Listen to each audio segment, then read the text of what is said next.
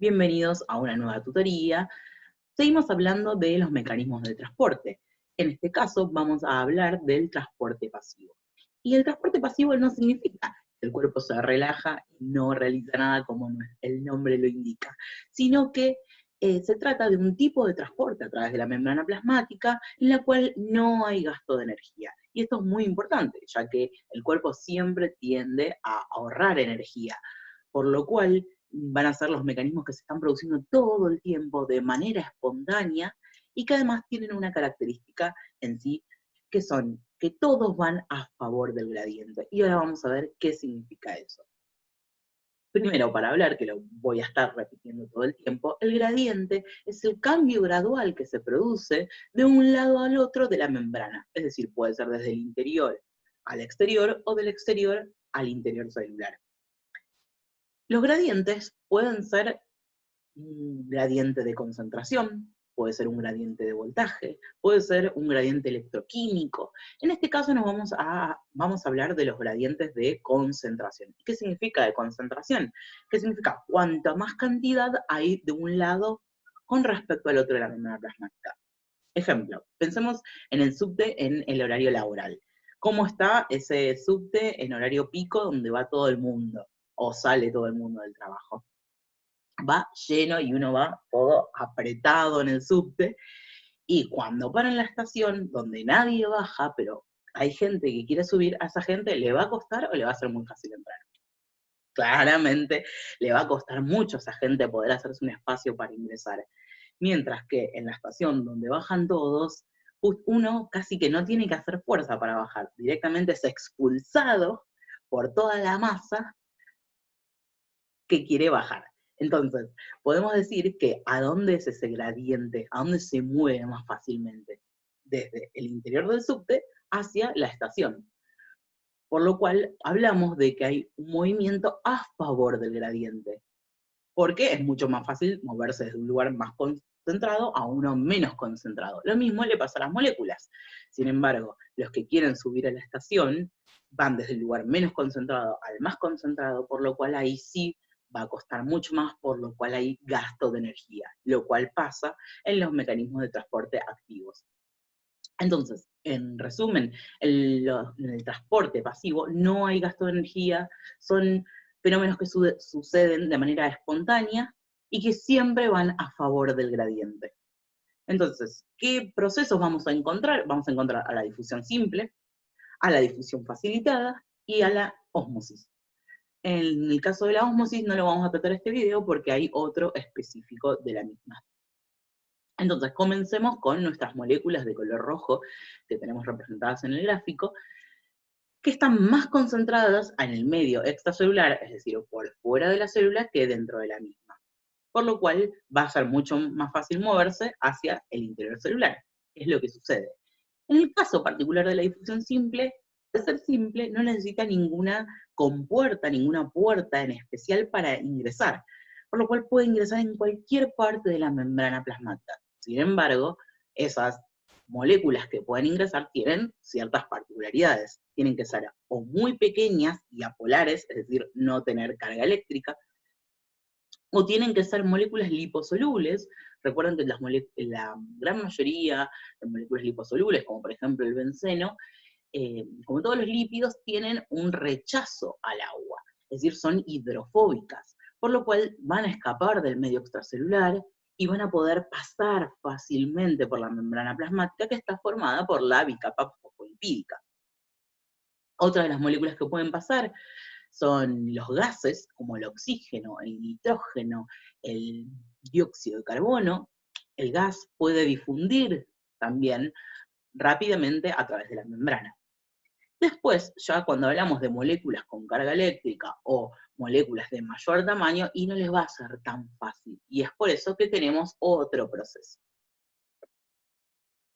El proceso de difusión facilitada. En el proceso de difusión facilitada son también moléculas que quieren entrar, que están más concentradas de un lado o del otro, o sea, en el exterior o en el interior de la célula, pero al ser polares, es decir, tener carga eléctrica, al ser de mayor tamaño, como por ejemplo la glucosa, los aminoácidos, necesitamos compuertas especiales para que puedan ingresar. Es decir, la membrana plasmática tiene que abrirle puertas para decirle, podés pasar por acá, ya que a través de mi capa fosfolipídica no podés pasar directamente. Y esas puertas especiales se denominan proteínas. ¿Qué proteínas? Proteínas integrales, ya que recuerden que las proteínas que tenemos dentro de la membrana plasmática pueden ser integrales o periféricas. Las integrales son las que atraviesan todo el espesor de la membrana plasmática. Estas proteínas pueden ser de dos tipos, es decir, carriers o permeasas, o pueden ser canales iónicos. Y después tenemos otro tipo, que son otro tipo de difusión facilitada, que es el cotransporte. Vamos a ver los tres, pero estos tres se engloban dentro de la difusión facilitada. Entonces, tenemos nuestras moléculas de color rojo en mayor concentración en el medio extracelular, y tenemos una proteína que les da paso para que ingresen hacia el interior. Estas moléculas, recuerden que son distintas a las de difusión simple. Son moléculas polares, moléculas de mayor tamaño.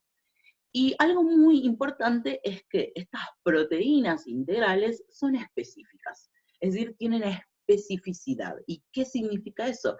Que las proteínas no le abren la puerta a cualquiera, son bastante selectivas con quién sí y con quién no.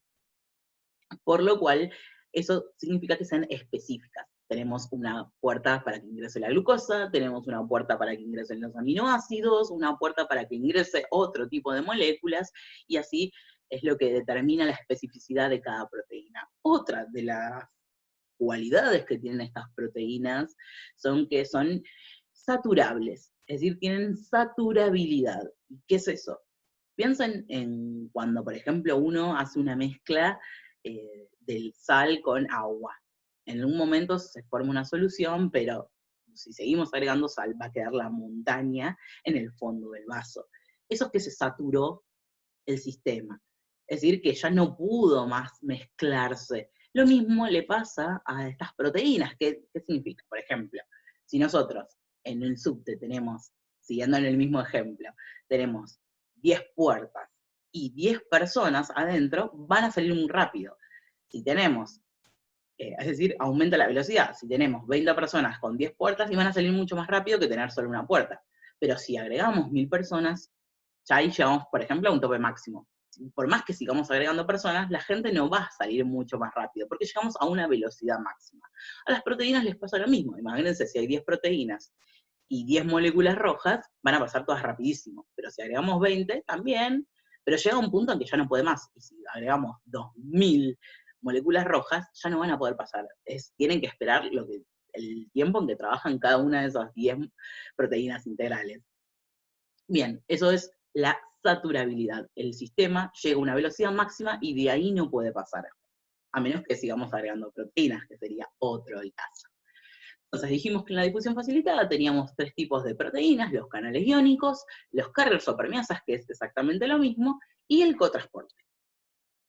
¿Qué son los canales iónicos? Para complicar aún más las cosas, tenemos dos tipos de canales iónicos: los que son dependientes del voltaje y dependientes del ligando. Los dependientes del voltaje son los que están acá representados en el gráfico, y nuevamente, como todos los transportes pasivos, tenemos nuestras moléculas más concentradas de un lado de la membrana, acá en este caso en el exterior, y fíjense que hay cargas que tiene la membrana plasmática, que todas las células de nuestro organismo tienen cargas eléctricas. Generalmente el interior celular es negativo por los iones que están predominando, mientras que el exterior es positivo. Nuevamente también esto se da por los iones que hay más en el medio extracelular con respecto al intracelular. Normalmente cuando llega un estímulo, estas cargas cambian y se invierten, donde el interior pasa a ser positivo y el exterior pasa a ser negativo. ¿Y por qué? ¿Cuál es el estímulo que una célula puede recibir? Y depende de la célula. Por ejemplo, una neurona puede recibir como estímulo el aprendizaje, el dolor. Una célula del hígado y puede recibir el estímulo de un alimento, del alcohol, puede recibir una célula del intestino también estímulos en cuanto a la presencia de alimento, depende de qué célula estemos hablando, del corazón, su actividad eléctrica, y así todas las células de nuestro organismo están recibiendo constantemente estímulos.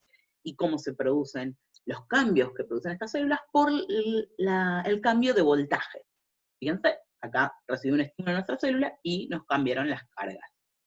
El cambio de cargas eléctricas dentro de la membrana plasmática genera la apertura de este canal iónico que, como si fuera a modo de tapita, abre su compuerta dejando pasar a las moléculas que están en mayor concentración de un lado de la membrana.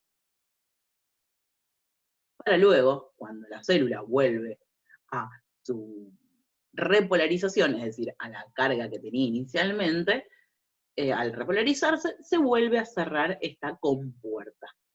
Ahora, tenemos el ejemplo de un ligando. ¿Qué es un ligando? Es una molécula que puede ser un ion, puede ser otro tipo de moléculas. Normalmente son iones, por eso son canales iónicos, como por ejemplo el calcio, el magnesio, que se unen a esta proteína integral, y lo que hacen es que cuando se unen, obviamente se unen cuando previamente recibieron un estímulo, generan la apertura de la misma, para nuevamente dejar pasar las moléculas que están en mayor concentración de un lado al otro, moviéndose siempre a favor del gradiente.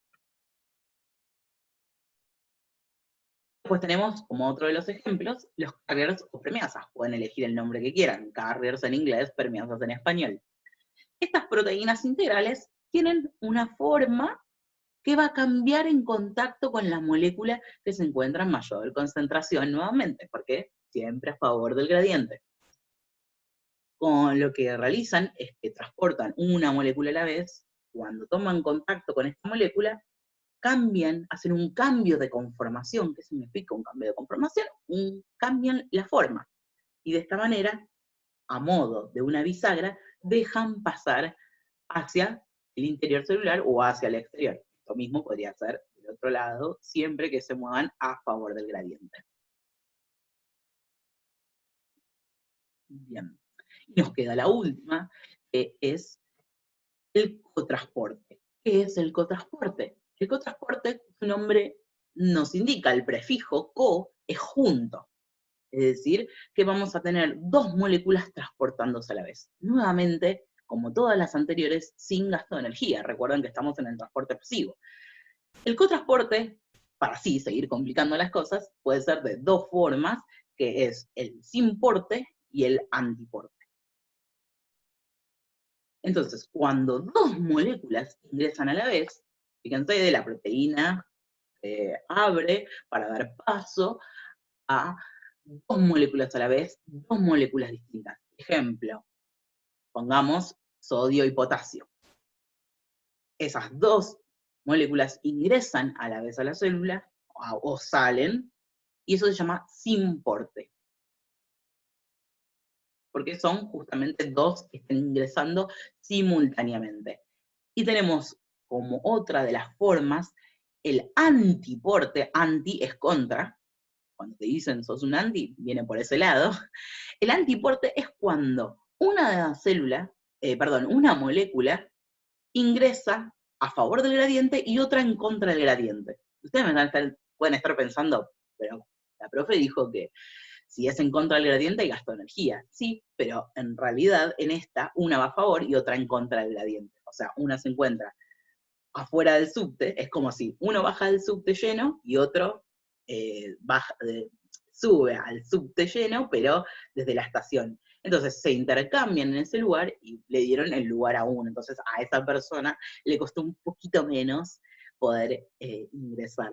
Piénsenlo de esa forma. Entonces en estos casos no hay gasto de energía. En todos los que vamos a ver en el otro video, en el mecanismo de transporte activo, siempre son en contra del gradiente.